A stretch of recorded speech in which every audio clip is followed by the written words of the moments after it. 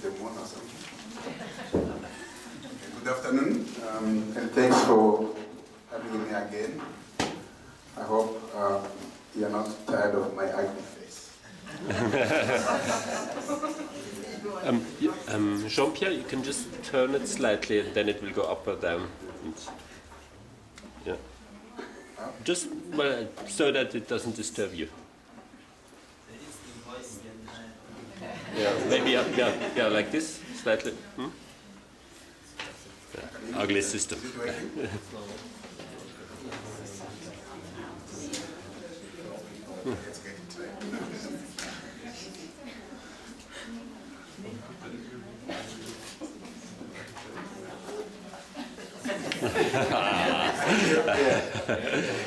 Okay, I think it's okay now. Yeah. All right, so before I start, I would like to make, of course, some propaganda.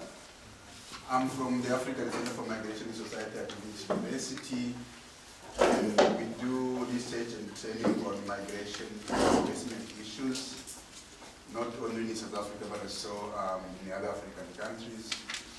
So those who would like to join us as postgrad students or postdoc research projects, you are welcome. We have space, we have international staff who can accommodate for your interest. So that's the propaganda. It's brief. I hope it has its own effect. But now turning to the topic of my talk today. As you can see in your program, it says South Africa in the region, a complex relationship. It is indeed a complex, interesting relationship when you talk about South Africa in the region, but in Africa. It's very interesting when you hear South Africans, my colleagues here will agree, I hope that when they go to other African countries, they say, they are going into Africa. As if they are coming from somewhere else. So that's in a way South Africa positions itself outside the continent, while it is in the continent. It sees itself as advanced, more civilized than other African countries. So the other African countries, it's disease, it's development, and that already speaks to the perceptions the country as a whole has about migrants coming from African countries coming to the country. It's already there. It's like, you are coming from Africa. It says it all. And when South African teams go to compete in international soccer games, they say, we are going to play in Africa. But the interesting thing about this thing is it's too far away.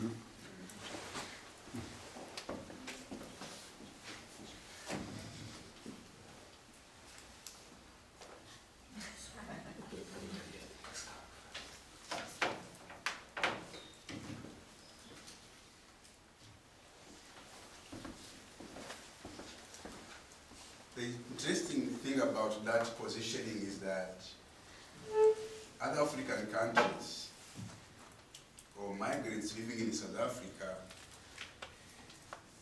see South Africa, although it has very good economic opportunities, it's economic power of the continent, but they see it as a country that is still very behind compared to other African countries who got independence like 20 years before them. So in terms of socio-economic, socio and political maturity, other African countries, South Africa as a kid. So you can see the perception is already like, migrants we live in South Africa, guys, no, you don't know what you're talking about. But the South Africans see us as coming from Africa, so yeah. So migrants know, for instance, that the level of education in South Africa is very low, at least for the majority of the people. The skills level is very low. There is no spirit of entrepreneurship. That's why migrants come and can make it through small businesses South Africans can't. So in that sense, migrants say, you have so many opportunities, but you can't take advantage of them. You are too dependent on the government. For us, we don't wait for government to give us a key to complete a house with water and electricity. So in that sense, you can see the complex, spirit complex on both sides. Migrants saying we are better than South Africans, South Africans saying we are better than migrants. It's just kind of that scenario. But that's not what we're going to talk about today. Today I'm going to talk about this relationship with South Africa and the other African countries in the context of xenophobia in two ways. First, I will once again, as I said yesterday, show that South Africa is not the only country on the continent that is experiencing xenophobia and its different manifestations. Second, as in the introduction, I will discuss briefly about the reactions or the implications of xenophobia on international relations between South Africa and other African countries. So, other African countries have experienced xenophobia before South Africa. Nigeria in early 80s expelled Ghanaians from Lagos because they were accusing them of the same thing South Africans accused foreign nationals of. Stealing our jobs, taking everything, and they were expelled. And this time it wasn't just communities. It was a federal government order to expel foreign nationals, Ghanaians who were living in that country. Yeah. In early 2000, around 400,000 migrants were expelled from Ivory Coast. Migrants from Mali, Liberia, and the other countries expelled when there was violence and then political conflict related to local militia attacking and looting and expelling foreign nationals who were living in those countries. Such attacks and violence was also witnessed in Libya in early 2000 when migrants from Ghana, from Sudan, from Congo, from Mali, from Nigeria, from Chad, migrant workers were chased once again from Libya. Same story. We are stealing our jobs, taking our things, taking our opportunities, we have to go back. In Southern Africa, there has been research that showed strong anti-immigrant sentiments in countries, not only xenophobia, but also not in South Africa, but also Botswana and Namibia. There were some negative feelings in Mozambique and Zambia, Zimbabwe, Swaziland, but not as strong as in South Africa, Botswana, and Namibia. Violent exclusion has also been a result of citizenship laws in many African countries. I don't know if some of you recall what happened in DRC. When was that? The 80s, I guess, when 90s. Banyamulenge, the Tutsi Banyamulenge who were living in the Kivu, who had been living in the country for so long and had been given citizenship, were expelled and their citizenship revoked because now they were showing support for other political, so for political reasons. Citizenship laws can be used to exclude or violently exclude, expel people who are supposed to be citizens like everybody else. So if you are here from another country, you are a citizen, don't think you are done. It can be revoked any time. It can happen. I hope not. So what I'm trying to say here is that what we see in South Africa today has been experienced in many other African countries. And of course, going beyond South Africa or Africa, we know it's happening also in other continents. Yeah? But what is happening now, xenophobia and its different manifestations are currently happening more and more in South Africa in recent times. And they're actually taking on disturbing proportions. Because as I said yesterday, it's not only about the way people feel about others. Many more and more people are willing to act on their feelings, to express them in violent ways. And that's the concern. Feelings, yeah, I don't like me so right. But when it gets to acting on your feelings and attacking others, attacking their rights, that's the danger. And that's what happens in Africa, and that is worrying in many in this situation. South Africa, going again about the complex relationship, there is a feeling that what people call South Africa's exceptionalism. Because what is seen as a unique socio-political trajectory South Africa has gone through, which is different from many other African countries or many African world, because apartheid and others. But sometimes migrants say, but hold on a second, do you think you are the only one who has been colonized? No, you're not. Maybe yours took longer, but we have gone through the same things. The past law, we talk about segregation. I mean, there are areas in Burundi where you couldn't go when you are Burundian because it's a white area. Same stuff. But you cannot use as justification to kill others because you have gone through apartheid. It doesn't explain. It shouldn't be an excuse to say we are angry, we have been colonized. We have been colonized too.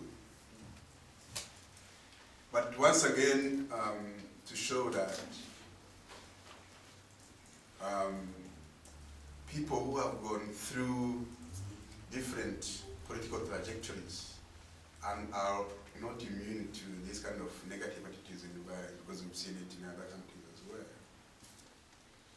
So now that's generally what has been, xenophobia in South Africa is not unique, but currently is being expressed more and more through other means than other African countries. So what have been the implications of these violence for South Africa and other African countries in terms of international operations and cooperation? In the past, there were talks about violence in South Africa damaging the international image or reputation, but that was theoretical, more theoretical and diplomatic channels. But after the violence this year in January and May, we saw something different for the first time. When ordinary citizens of other African countries, and of course in addition to their leaders, expressed outrage and started taking action to say, look, enough is enough. You cannot keep killing our citizens when your citizens are running businesses in our countries, protected and flourishing. We have to do something about it. That's how Nigeria recalled its envoys to come and explain what was going on. A demonstration in Lagos where South Africa has big companies. South African companies in Mozambique had to close because South Africans were expelled. Actually, it was go, we have to leave. We can't work here when our Mozambican people are being killed in South Africa. In Malawi, you have the same stuff. African Union, which is chaired by the South African, so condemned, saying, this is what's going on, this cannot go on. So for the first time, we saw a response beyond diplomatic or very theoretical level. It's like it's going to have serious consequences if you don't do something about it. And the outrage was expressed because of what residents of other countries or their leaders saw as the lack of adequate response by South African government to protect citizens of other countries. Because there was really, this has been going on for too long. And hasn't been any significant response to prevent it from happening or to provide what people feel is adequate protection. So now, what has been that response that is being criticized? So I would like to spend a few minutes to talk about, to go through discuss a bit the response of the government and the other relevant stakeholders, and see whether the criticism was justified or not. What did the government do? In South Africa, government does not acknowledge that xenophobia is a problem. There's complete denialism saying, no, you cannot call South Africa xenophobic. You are the prophet of doom. There's no way I can call my people xenophobic. For that reason, there hasn't been any national level, policy level response to stop violence or prevent it from it taking place. So denialism has been the key, the government official line. This is just pure crime, pure criminality. It's a crime, it's not xenophobia. And when you talk to government officials, they ask, is it crime, is it xenophobia? And we ask them, why does it have to be either or? Of course it's crime, it's crime. I mean, you are killing somebody, you are looting their shops, you are burning them alive, it's a crime, right? But is there a motivation for that? Do you understand the motivation for that crime? Yeah? Because we have to be very clear. Every crime committed against a foreign national is not xenophobic. It doesn't have to be xenophobic. It has to be motivated by bias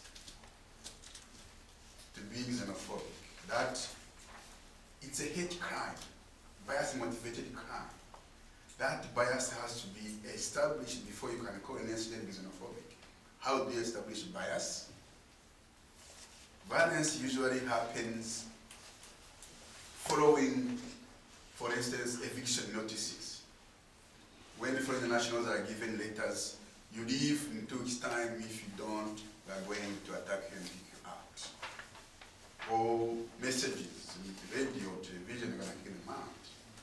Or a specific targeting of foreign nationals. For instance, businesses. You see foreign nationals running a business here with locals. The routers will target foreign nationals and then jump South African shops, take the next day, and so that's a clear specific targeting of foreign nationals. So the bias can easily be established through those mechanisms. To say xenophobia is a problem in South Africa does not mean every South African is xenophobic. I think that's where the confusion comes from. You can't call South African xenophobic when foreigners live in this country. You yourself, you are here, what are you talking about? Nobody has attacked you. But because everybody is not xenophobic, it does not mean xenophobia is not a problem, because it's happening, people are being attacked left and right. So there has been a lack of political will to tackle this issue because, first of all, it's not acknowledged as a problem. It's a crime for them, so it's a police issue. But it hasn't worked. So what has been the police response in this regard? Now it's no longer a government, it's no longer a police issue, it's a crime, it's a police. How has the police responded? In many cases, the police interventions have supported the intention of the perpetrators. Am I being too harsh? Maybe, but I'll explain what I mean. The intention of perpetrators is to move foreign nationals away from the communities. Kill them, chase them away, bend them, take over whatever they had. But the idea is, we don't want you here, go back to your own countries. What the police does in most cases is, when they go, they don't go often. Even when they go, the first thing to do is to escort foreign nationals out of the communities to safety areas. Let's go. Let's go. Vans and run, let's go, let's get out of here. That's exactly what the perpetrators want, and the police are helping them to do that. And of course, when you leave, you can't take your belongings with you.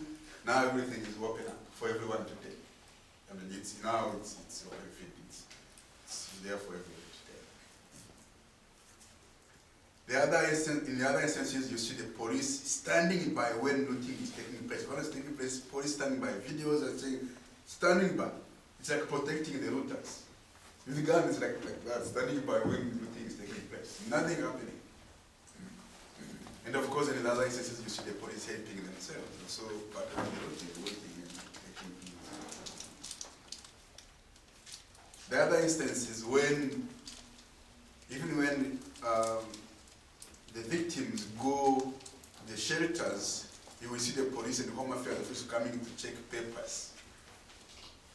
If you don't have a paper in your shelter, whether you lost it or didn't have it in the first place, you will be deported. It's like further victimizing the victims of the violence. So, and that has been what I call symbolic responses by the government and its institutions. Every time there is a huge outcry, like what we saw after the violence by foreign countries, the government always tries to do symbolic interventions. And one of them was, of course, Operation Pierre, you just mentioned, where government now, the response to xenophobic violence is to look for illegal immigrants in the country and deport them or arrest them. How does that resolve xenophobia? So it's like they are rationalizing the reason behind the attacks. So saying like the perpetrators were right because we have too many illegal migrants, so the solution is to take illegal migrants away from the country. The perpetrators are never held accountable. There are always talks of special courts to try the perpetrators, but they never materialize. People have been killed since 2008, but there has been only one murder conviction thus far.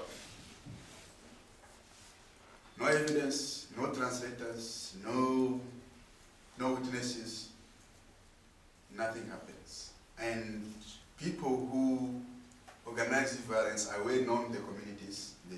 It's very clear, it's not done in hiding, but the impunity is just the point where, as I said yesterday, the benefits of attacking foreign nationals outweigh the cost in terms of prosecution or reparation. You just do it whenever you feel like doing it, and it works. So you can see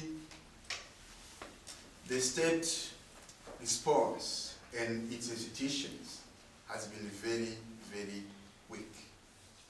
There hasn't been any response to address the issue at all.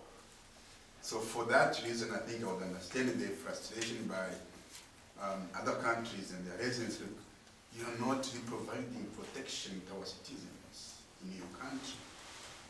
How do you expect us to continue protecting yours and your interests if you are doing this to our own citizens? Yeah. The government established a task team, a parliamentary task team recently.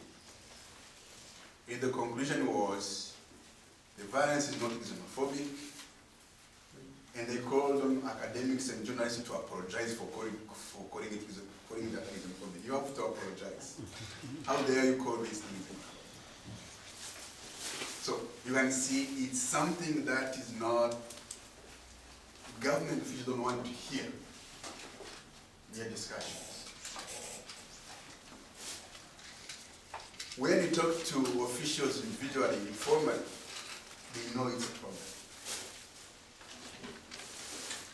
In South African Human Rights Commission in 2009, we decided to publish a report with recommendations on how to address the violence, stop the ongoing violence and prevent it from happening again. Recommendations were ignored and nothing followed, nothing happened. Once again, showing the lack of political will.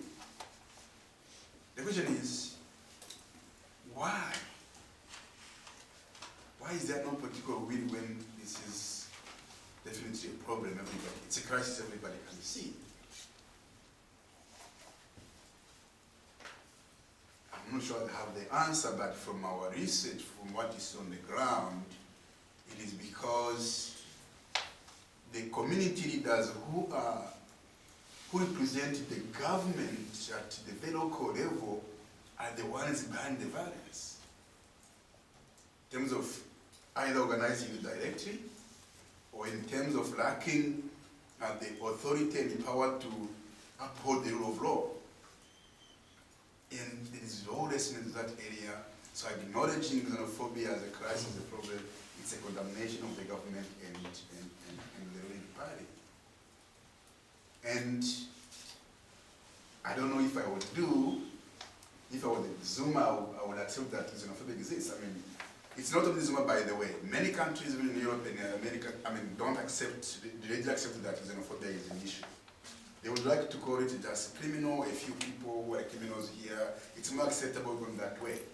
So very few political leaders are ready to accept that xenophobia and violence related to it is a problem in their own countries. So that has been the community leaders, of course, they're supposed to respond, but as I just said, they are part of the problem. And when they are not, they cannot dare intervene or stand in front of powerful interest groups in their communities. Otherwise, that will be political suicide. They will lose their positions. So, even if they are not directly involved, they prefer staying away. Like, do whatever you want, I'm not going to intervene. But once again, when people ask who are the perpetrators, who are well known, the local leaders won't say anything. No, it's a community, it's a mass, it's a group thing, nobody knows who it is, but sure, no. The perpetrators are there. What is interesting when you go there to do research to ask who are these people, you talk to perpetrators and you don't know hide it because they feel this is a legitimate thing to do. This is protecting our lives and livelihood from these foreign nationals. It's in the open, but nobody is held accountable for that. Now, that was government. NGOs, civil society organizations, what has been their response? From 2008, we have seen many organizations involved in trying to stop violence or prevent it from happening again. Somebody called it xenophobia business. Because now NGOs are getting funding because it's a problem, because something has become a business. And that has become a problem because everybody is trying to raise their flag, and they are working, and no coordination, no evidence-based programming, and nothing has been achieved in that sense. The biggest failure for the civil society organizations has been the lack of political muscle to hold government accountable for its failure to perform its core function, which is protection for everybody who lives in the country. That hasn't worked. There is a very strange, interesting relation between the government and civil society organizations, but from what we see, the relationship in terms of xenophobia hasn't worked. We cannot tell for sure what would have happened if they didn't do what they do. But the evidence is clear that xenophobia as feelings is still on the rise. Violence hasn't stopped. Clearly, interventions haven't worked. And one of the failures has been that they haven't been able to bring the government to perform its core functions duties. The other issue has been that intervention by civil society organizations have been focusing on education and awareness campaigns, campaign programs, like dialogues and stuff.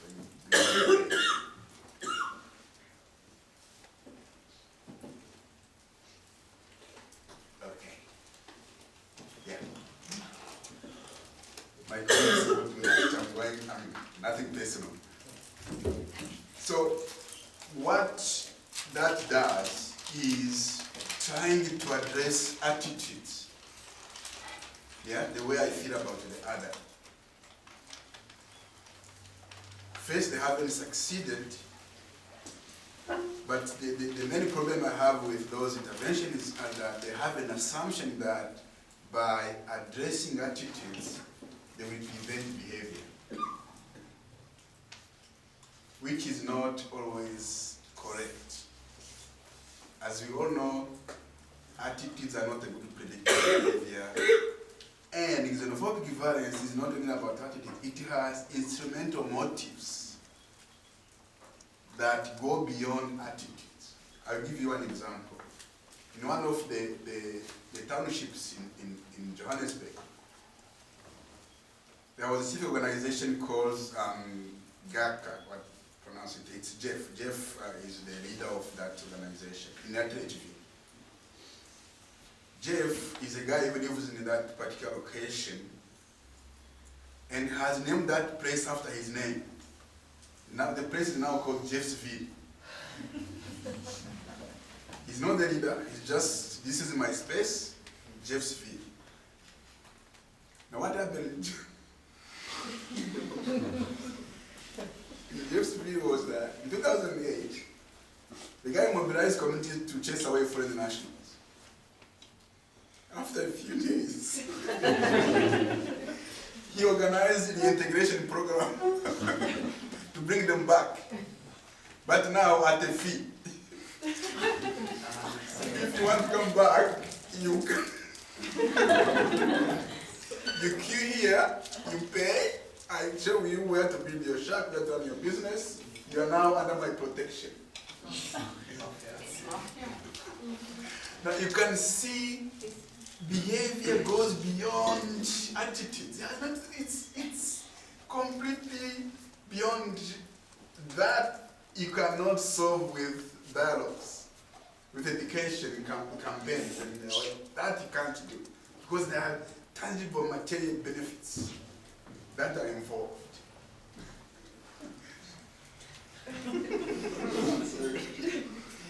So this is one of the examples among many.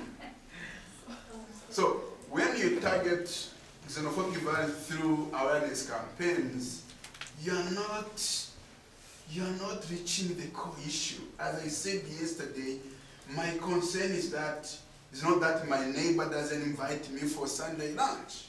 No. You like me, you don't like me, that's okay, it's your problem. It's a problem when you violate my rights, you attack me.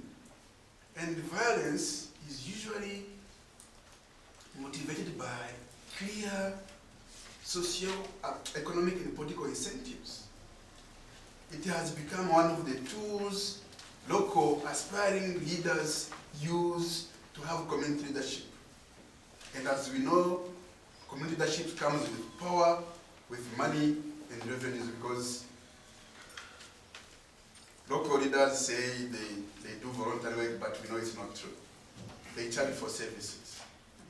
So when you know feelings, and you position yourself as the only leader who can help them get rid of their most bitterly felt problem, which is foreign nationals, you will become the legitimate leader of that specific space. And when you become that specific leader, then you have all the revenues that come with it. So xenophobic violence goes beyond attitude. It has very specific instrumental motives.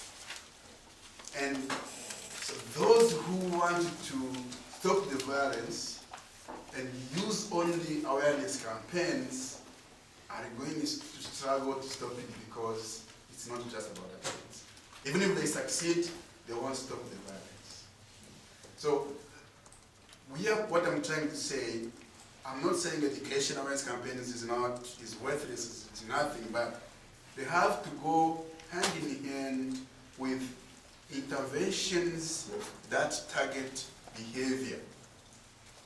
For instance, one of them would be taking away those incentives. And how can you do that? Rule of law, eradication of impunity, because if Jeff knew by organizing events he was going to be held accountable, he was not going to get his benefits by the integration.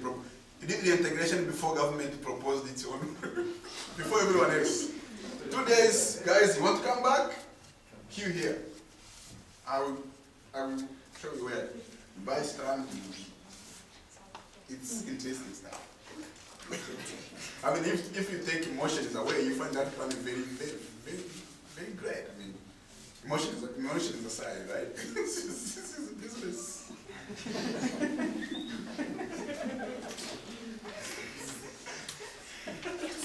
Entrepreneurship. Yeah. That's great innovation. Yes, it's okay. But you could see in that specific space that nothing gets done if Jeff doesn't approve. The police know. Everybody knows. Nothing gets done. He told us, we have pictures, we were discussing, this is my town, Jeff's view, this is my town, what do you want? This is it. So that informal leadership had taken over the authority of the state completely. They were in charge. And they can do whatever they want. They use violence when they see it's going to save their interests. I think that's the point I'm going to probably make, not make today or earlier. The point here is that xenophobic violence goes beyond foreign nationals.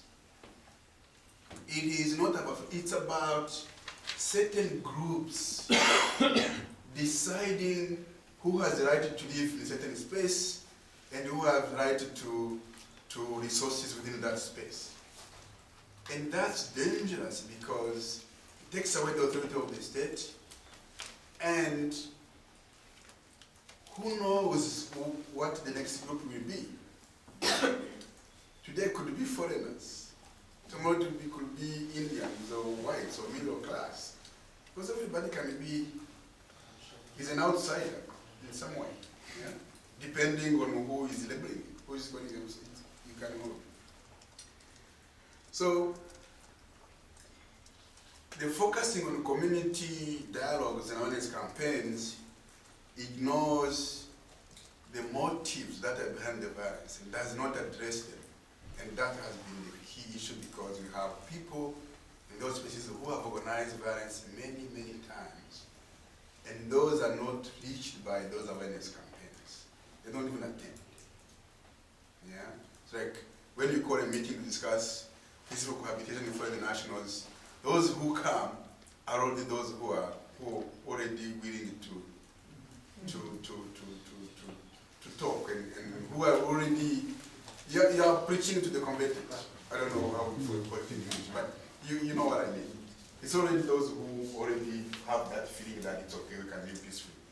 Those people who benefit from that enterprise, by the way, we call them various entrepreneurs. So those campaigns don't reach them. The other key problem has been that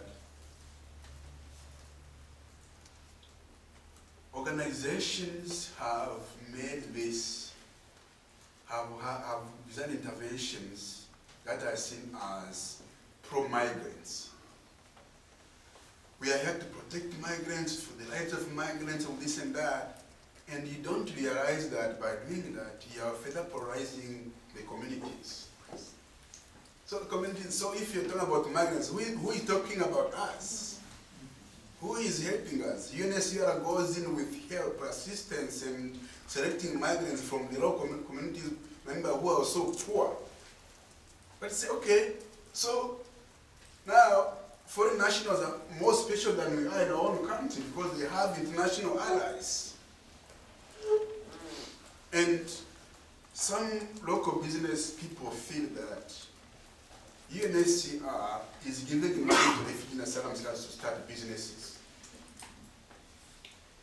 And for that, if I loot a foreign-owned business, nobody's going to lose because UNHCR is going to give money to the stock. So it's international, it's new any money. It's not, don't worry, they give you money in stock again. No worries. Nobody, we don't lose anything. So the perception that international community or migrants have international allies who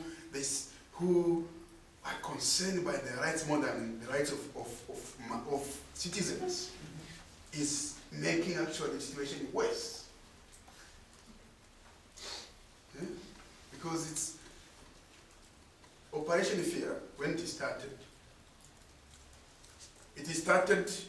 in hostels where South Africans live. Searching, people were arrested and everything done, and no foreigner was living there. People were arrested and put in jail for a few days, for some days. The second operation targeted foreign nationals were arrested, and then international community organizations were up, going to court. How could we arrest foreign nationals? And it was like, okay, so how about us? How about us? So, of course, organizations have mandates, they have their specific groups, but interventions that take away foreign nationals are creating more boundaries. They're making the situation worse. I don't know whether it's possible to mainstream programs that benefits both locals and citizens. Otherwise, if you just select foreign nationals, it's not going to help. There are also instances where things we take for granted, like community dialogues and soccer tournaments, festivals, are going to help bring people together.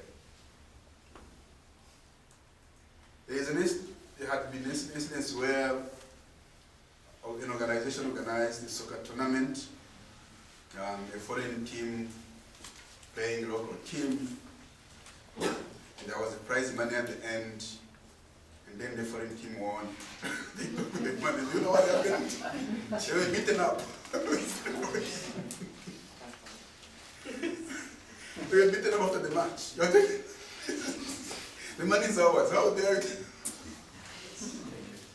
So, these are some of the small things we don't think about when we design interventions, but that can further divide people. It's just small thing, a couple of thousand. But you think we did a good thing, bring the two people together, but boundaries, social boundaries are not created in isolation. They are created when you meet the other. When I meet you, that's when I realize, oh, I'm different. So when the contact becomes, it is in a form of competition, which is an unhealthy competition, instead of leading it to more better cohabitation, it can actually lead to stronger social boundaries. What else did I miss? So a few things to reflect about when we talk about interventions that can help. So quickly, let me talk about the community response now, because now I've got government, now community response. We have had instances where local communities resisted mobilization for awareness and actually protected foreigners, telling the organizers there is no way. you will not come here and kill people who you have been living with for a long time. That resistance has happened in many areas, but unfortunately not in many areas. Even when communities say they like foreigners because they provide them cheap or whatever, what they need in close proximity, sometimes they feel helpless because the local powerful groups can still mobilize the youth by hiring them or promising them material incentives to organize violence. And somebody was saying xenophobic violence is by the poor people who are suffering, but the way it is organized, you see that it's not actually the poor who is behind it. People have cars moving from one shop to another, opening it for looting, moving to the next. Somebody was saying the poor usually doesn't have energy to organize violence. They are suffering their own, they can't do that. So it's not the most objectively poor who is behind these attacks. It's those who are not necessarily poor, but who feel, as I said, they deserve more and they can't achieve it because of foreign nationals. It's community now. I just mentioned instances where communities mobilize to protect foreign nationals, but in many other areas, instances, communities and local foreign business owners have now tried to forge ways to deal with the situation, but those ways are unfortunately unlawful, in the sense that sometimes they say, okay, for us to have peace, we can only have 5 shops of foreign nationals in one street. That's limiting the number of foreign-owned businesses in a certain area. You can only have 5. But no law says, if I want to open in South Africa, everybody should open in whenever you want. You follow the rules and you should open. The other one is about price fixing. So we agree we're going to sell stuff for the same price. If you go down, you're breaching our agreement, you'll be in trouble. That's price fixing, it's against the law.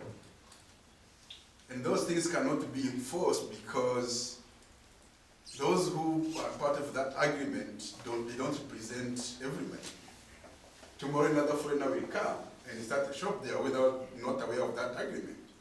But the feeling in the community is that you see that as foreigners again, they don't follow the agreement we had. Now look at them, they are starting other businesses again. This is not what we agreed. I wasn't here. Yeah? Another thing now that is happening is with no government response, with no civil society adequate interventions, foreign nationals are now trying to acquire firearms for self-protection, and sometimes illegally. And that has made the situation worse. There are instances where migrants shot people who tried to come to loot their shops, and immediately the whole community was having flames flying. How you come here and kill us? Really? So the situation that acquiring of firearms illegally has made the situation worse. So in the conclusion, what I'm trying to say here is that the response, interventions by both, by almost everyone, including the academia, has not been effective. And despite political pronouncements, promises of never again, despite the campaigns going on all over the place, there is nothing on the ground that can prevent somebody from attacking a foreign national if they wanted to. We do research in the communities, people can do it whenever they want. And sometimes it's not even a secret because there are preparations, there are meetings that take place before the violence, nothing gets done. So, nothing on the ground, just political rhetoric over there, but on the ground, there is nothing that can prevent the violence from taking place. So that has angered international community, African countries who have foreign nationals in the country, and the residents are saying now, enough is enough. I'm afraid the next big wave of violence in South Africa is going to lead to similar response in neighboring countries. There was no violence during this year, but there were demonstrations, boycotts, but I fear what's going to happen next. So, South Africa and Africa have indeed a very interesting and complex relationship. I thank you.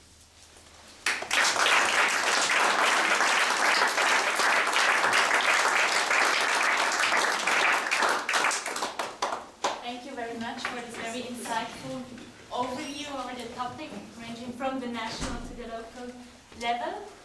Okay, now it's working. So we now take questions from the audience. Yes, please.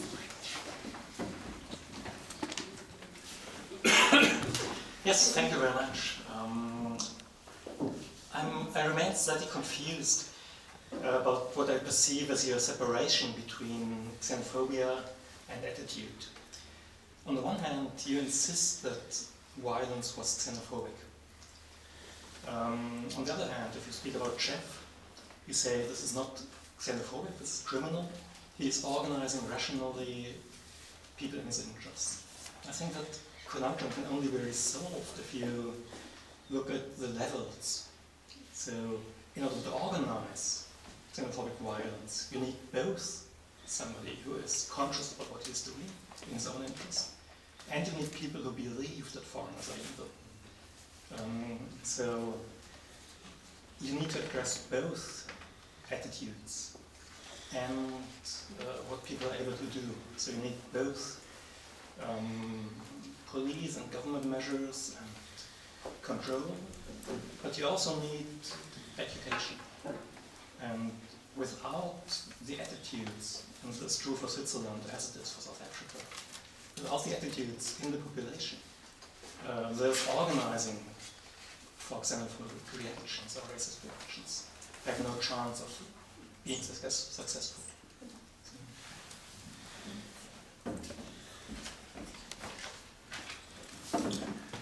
I totally agree. And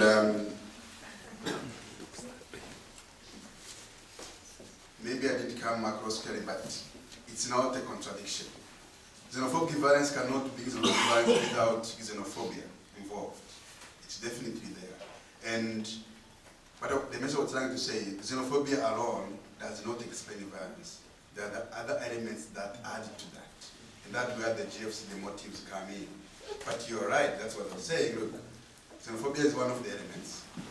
And if it wasn't there, Jeff would not have been able to organize people to attack foreigners.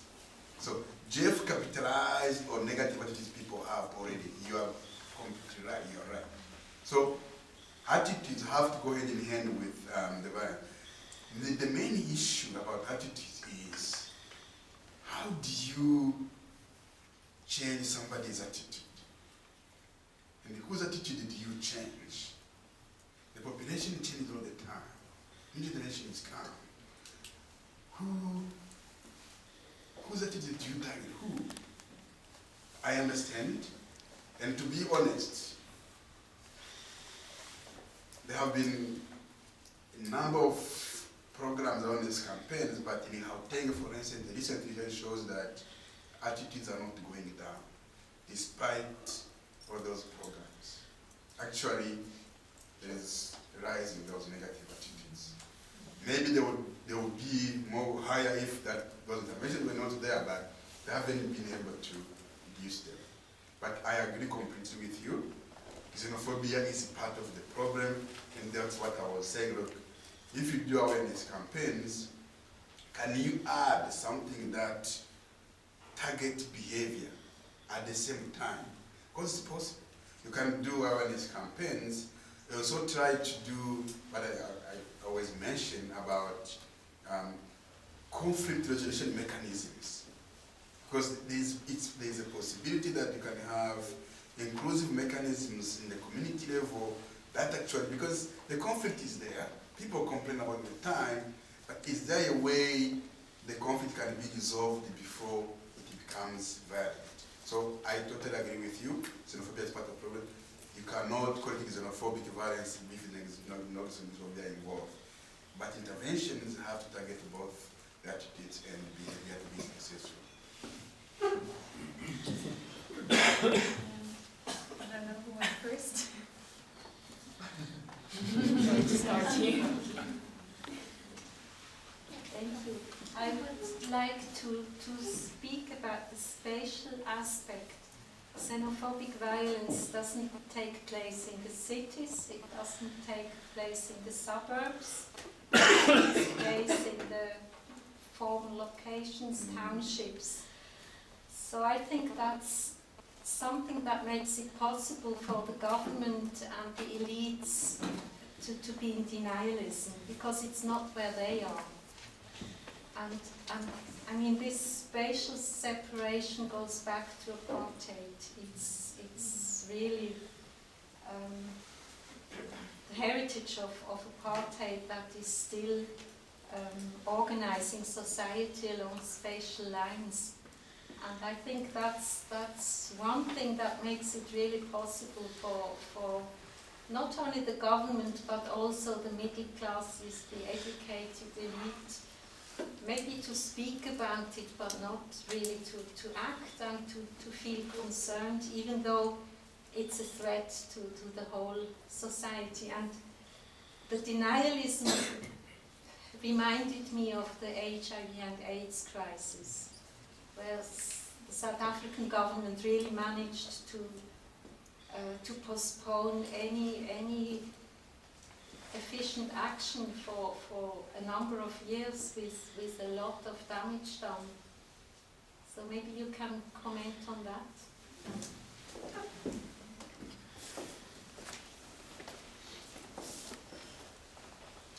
I did not get a chance to talk about all the variables that have to come together for an incident to take place.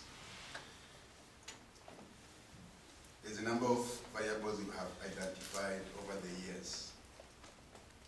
You cannot explain such a complex phenomenon with just one variable. It's not possible. Some explanations focus on one and they miss a lot. That has been the key. Many people talk about it because it happens in poor areas. Talk about poverty, deprivation, unemployment, all those issues. They all matter. But as I said yesterday, if that was the sufficient explanation, we would be having violence in each and every poor area in South Africa, which is not the case. Yeah? Meaning there are other elements that have to be present for that violence to take place. And I can go through them quickly, but I'll show you what I think is most significant. It's deprivation, of course. Deprivation doesn't have to be real, it has to be perceived, as I say. The idea that even if I'm not poor, but I don't feel I have what I deserve because you are here. Yeah? And that, of course, leads to xenophobic feelings and beliefs that it's because of you. It's the beliefs that I'm suffering, I'm not getting that element of attitude comes in. Then the deprivation and the belief that it's caused by this particular group leads to collective discontent. That's the third variable, collective discontent. There is in the community this air that everybody feels like, no, we are under siege. We are under threat because of foreign nationals. And then Jeffs comes in. Jeffs knows the collective discontent. Then he comes in with his political economy rhetoric. He knows what he wants to get out of it. He knows the communities are ready.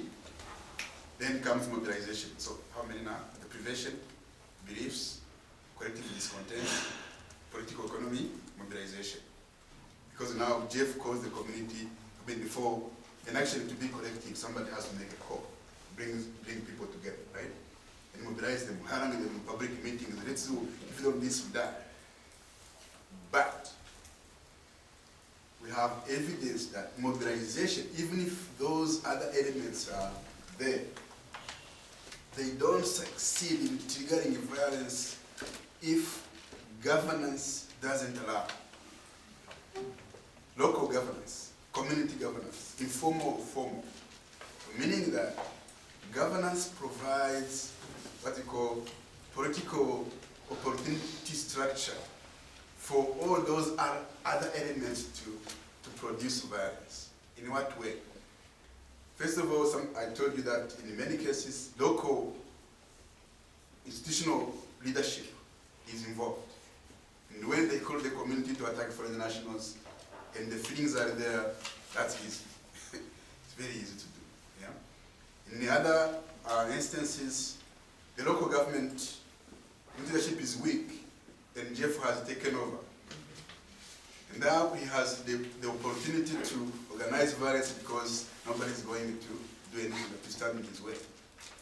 The third element is, of course,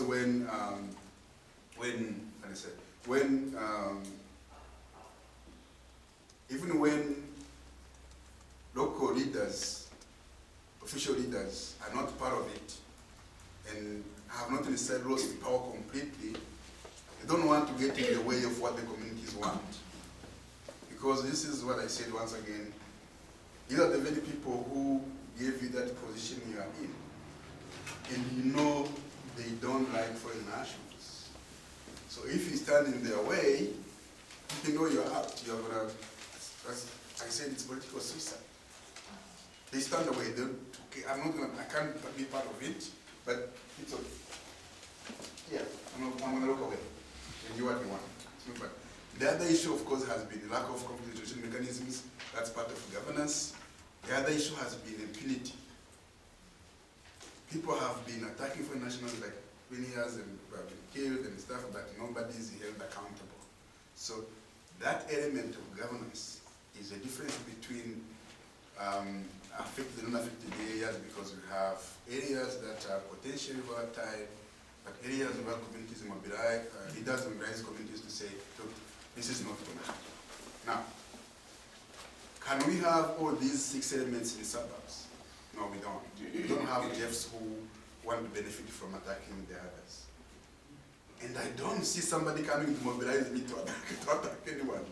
Can they succeed? That feel collective. There is no sense of community in suburbs in the first place. You can't have that collective violence, collective discontent at the same time, because people have their own lives and they don't share issues. And so in suburbs, we don't have all those elements we get in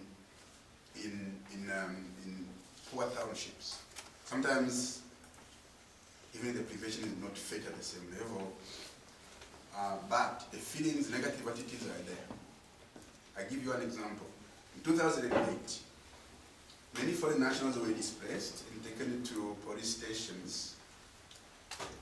And then the government wanted to build shelters somewhere to accommodate them. There were proposals to build shelters next to suburbs, to rich areas.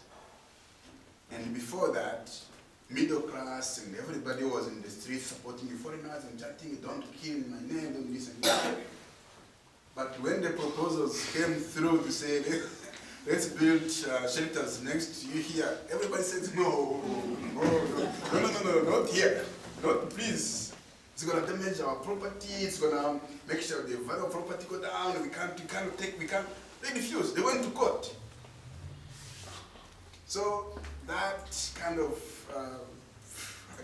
how do I call it? It's just an amazing situation when everybody is donating food, crowds, and protesting with support, but when it comes close to home, no, not here. So, yeah, I think the answer, what I'm trying to say is that there are many variables involved, and usually when one of those variables is not there, violence should not happen. So in suburbs, in those rich areas, many of those variables are missing. But denialism, you made it very right, very correctly. It's not only about HIV, it's not about xenophobia.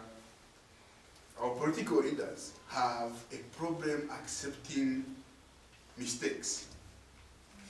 Recently, the Home Affairs Department changed the immigration laws, saying if you have to own the country, the kid will have to have I bring certificates and this and that, and people, man, it's gonna kill our tourism industry, and this and that.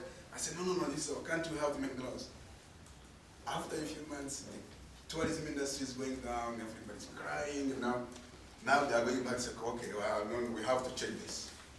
And I remember the minister taking the interview in radio. Minister, have you made a mistake? No, we haven't made a mistake. What are you talking about? So we have leaders who really have a problem admitting that they made a mistake. Because why? Their interventions are not, one, evidence-based. Second, they don't involve opinions for people who are going to live the consequences of those decisions. It's like the participation process is non-existent, or it's just on paper. It's just decisions have been made. We're gonna have meetings here and there, but it's been done. But yeah, so it's not only about those issues, but we have readers who really have problems accepting that sometimes they make a mistake, and I don't see why they do that, because we all do. Okay, so the last question over here.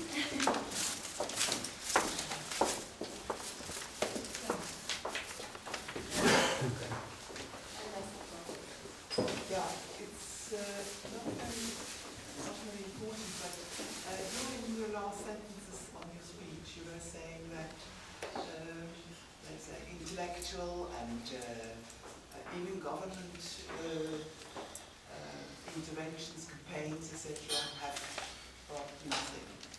But on the other side, you had before told us the example of this chef who was most successful somehow in this specific township to sort of appease the situation. And then you said something which I didn't quite understand. I would be grateful if you could specify still that. You said he has taken the integration subsidies, and he has somehow done this collection of what we would call in the mafia system, this collection of contributions, and then on top of that somehow done something on integration and got subsidies for that. Did I understand you right?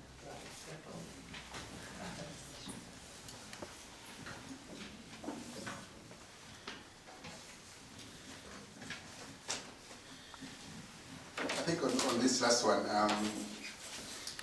government was providing subsidies to state institutions or different recognized organizations. But Jeff did his own integration before even those subsidies were discussed. So he did not get any subsidies from the state. He got money protection fee from the victims, his own victims of his own. It's like, it's a mafia type of situation. It's like, I provide the threat or a problem and a solution. And of course I get it. So they denied, he did not get something from the state. Actually, when the local authority got money for integration, when we went to see him during the research, he was laughing at them. Look, we got millions from the state. What did you do with the money you received? Because there's nobody in the shelters. What did you do? Give it back, or give it to me because I'm the one who brought people back. But what they did, that was no, there are no subsidy from the state. It was just protection fee he got from his own victims. Has it become a model? Sorry? Has it become a model for us? No. It hasn't. Actually, now I think I don't think he's any more powerful as he was before.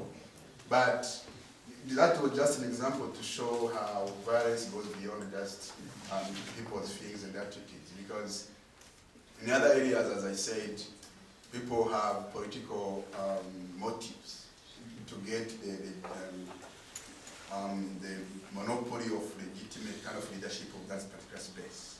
So some is for businesses, others for political power, and others for, of course, as I said, local business leaders want to eliminate the competition. I forgot the first question. I forgot the first one.